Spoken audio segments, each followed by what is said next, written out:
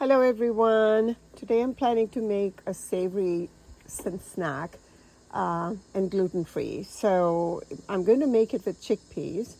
So I'm taking 1 cup of dried chickpeas, which I will soak overnight.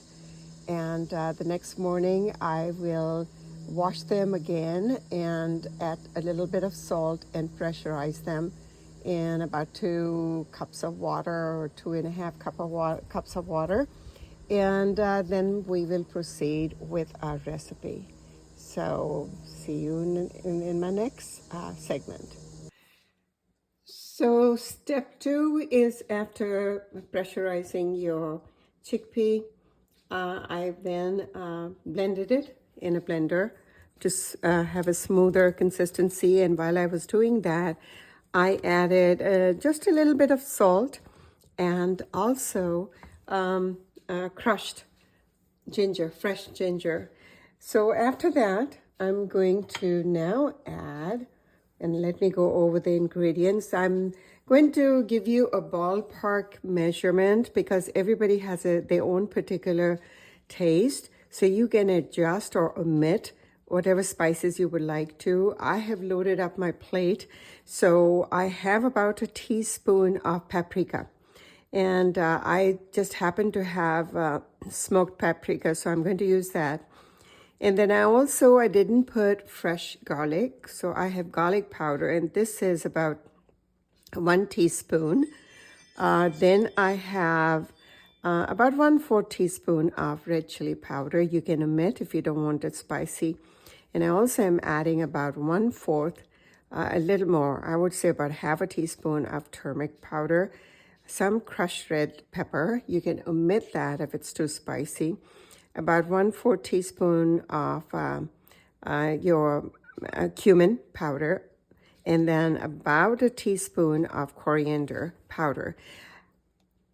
Honestly, I don't want you to think that you have to have all these spices. You can just make it a simple one first at the first try with salt and black pepper and garlic powder, or you can add the spices I'm adding. And so I also have 1/2 teaspoon of black pepper. So I'm going to add these, and then I'm going to mix it thoroughly. And after mixing, I'm going to adjust the flavors, and then we will also, at that point, we'll add about 1/2 cup of almond flour. Now, when you're adding 1/2 cup of almond flour, the purpose is, there are 2 reasons. One is to let it act as a binder, because it is still, you can see it is it's a soft liquid mix. And the second thing is that you are upping the, I can smell it's getting to my throat, irritating. Excuse me. So I'm going to add that now, and I'll get back with you. So I adjusted the spices. I had to add a little bit of salt. Otherwise, the rest of the spices were just fine. And I repeat again, if you need to adjust, you can adjust it. Now I'm going to prepare my baking sheet, and we'll get back.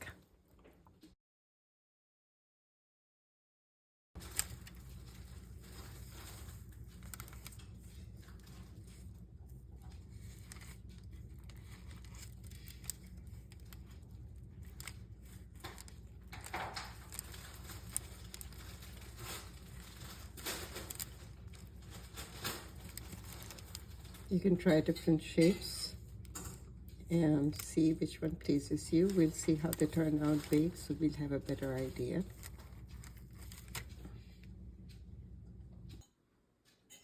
This is another batch with a different pattern.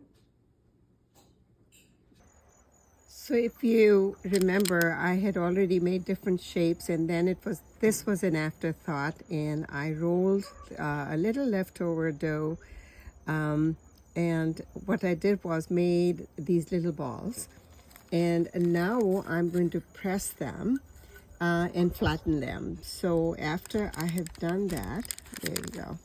So after I've done that, I'm going to bake it at 350, and we'll be a little bit careful to make sure that they don't burn. and periodically check. So the first batch I baked at 350, 15 minutes, and then turned the trays, and then another additional 15 minutes. And I'm going to do the same here. And you can see I'm using a plastic bag. I just ran out of my parchment paper, so tomorrow I have to go get some more.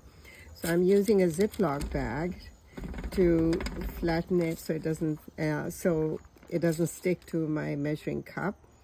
But you can use any tool you want. The reason I'm into making these at home, that honestly the temptations are there when we see all these chips, and it's okay to have them now and then.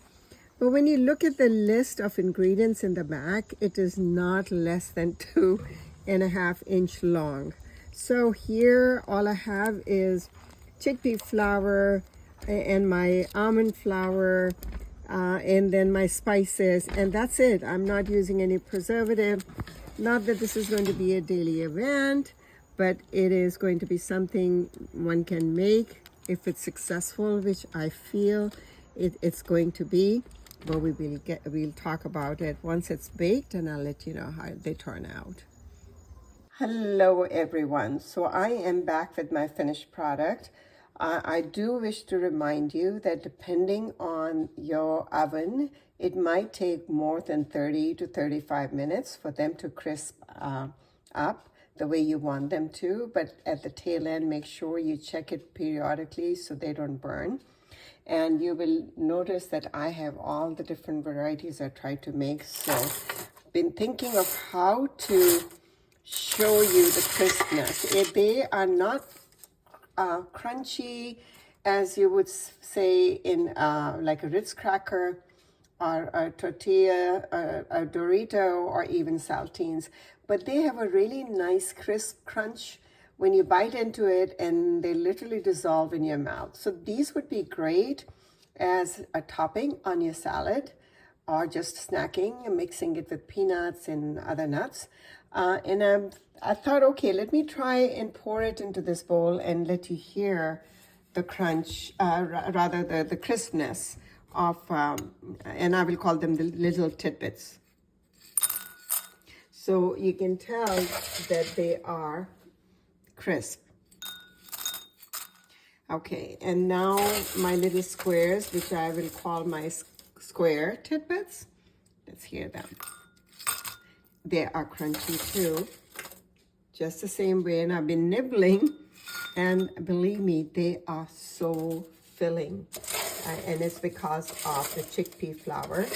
And the good thing is, you know, there are no additives except the spices you put in. So now I will call these the little discs, and these are crunchy too. Will I make them again? I certainly will. It's a nice, fun thing to try, and you know you're eating healthy and it's gluten-free. And as time goes by, we will try some more additional varieties and flavors. You can always make it a lighter flavor. This is a little bit strong with the spices I put in. My recommendation would be try it with thyme, salt, and black pepper, black pepper, and a little bit of garlic, and that should be nice too. Keep them in an airtight container, and do try and let me know how they turned out for you. Take care. Bye.